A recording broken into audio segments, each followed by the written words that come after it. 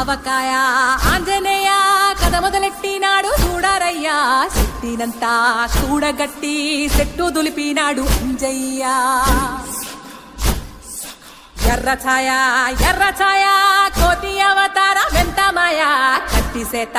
పట్టకుండా కాయ కోసినాడు కపిలయ్యా